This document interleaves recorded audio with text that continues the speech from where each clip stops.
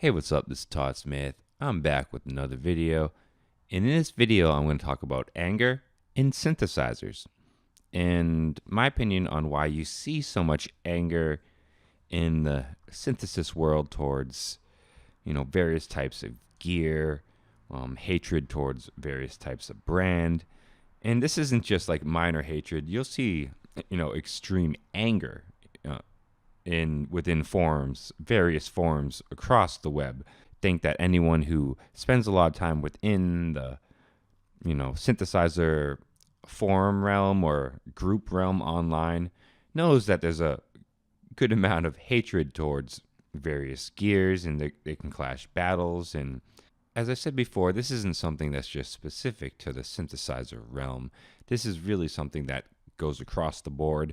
And in a way, I think it has to do with just politics. I mean, politics have made us so divided in a way. And I hate to talk about politics on the synth channel, but I hate to say it. I think politics have evaded almost every aspect of every niche of every society. And unfortunately, I think that's the reality for beyond synthesizers. That's just our world currently. But I imagine every niche has their own little kind of sub factors that are causing the division. I mean, obviously, it's not just all political division that's causing all this. And I think I have my own opinion on what's creating such a fissure within sometimes the synthesizer world. And today I just wanted to go into that opinion. Again, this is my opinion. You know what they say about opinions. Everyone has them. They all stink. I accept that. I still have my opinion though. And I'm just going to kind of share it, and you can either agree with it, disagree with it, agree with aspects of it. That is cool. We can all have our own opinion. With all the choices in the synthesizer world today, you would really think everybody should be happy because you have something built for you. There is more high-end, more low-end, more mid-range synthesizers than ever before in history.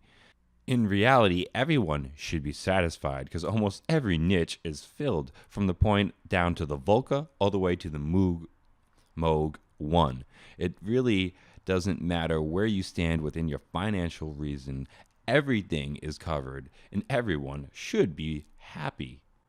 We are technically spoiled, in my eyes, with electronic instruments. But instead of people just being content with what they are, again, you see a lot of hatred and anger and division within synthesizer communities when it comes down to gear and gear choices and setups.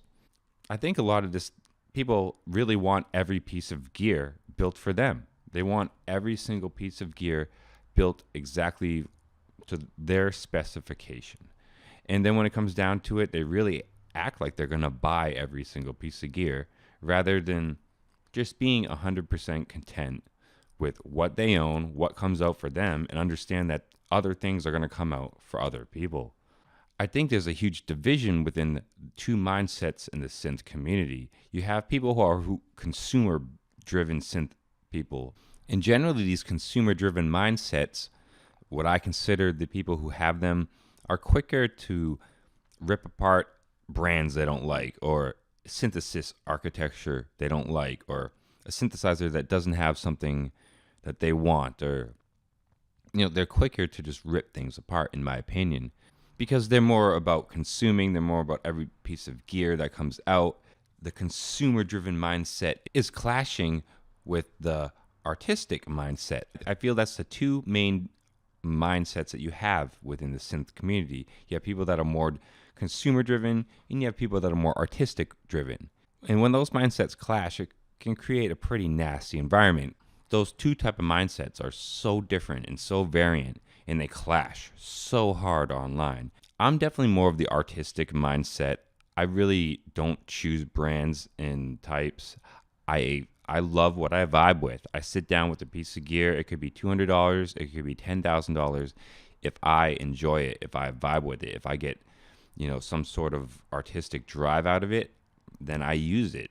I really just let the piece stand and speak for itself.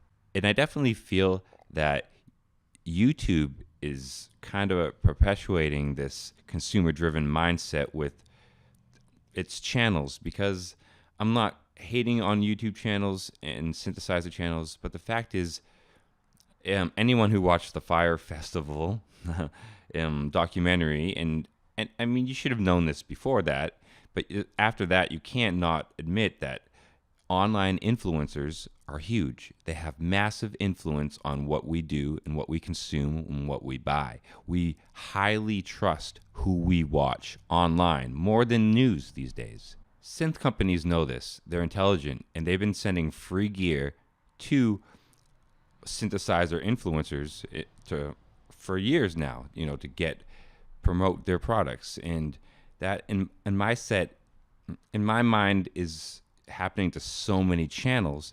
It is helping perpetuate, this gas or this consumer driven mindset within the synthesizer player. To argue that it's not a great promotion tool is naive at this point. We know that, and the synthesizer companies know this too. It's down to the individual user to even disclose if he got it for free, because that's kind of a gray area on whether or not, you even have to share the idea that you got the product. Some people do, some people don't. So that's really a gray area right now. You don't even necessarily know they got the product for free. And I'm nothing against people who do get free synth gear, but I do believe these synth companies and YouTube, they're very smart, and they're helping push this gas momentum forward through consumerism. This is one reason why I'll never accept free gear on my channel, and I don't think I'm better than anyone for doing it, and I don't look down for anyone for doing it. This is just my opinion, and I just shared it with you.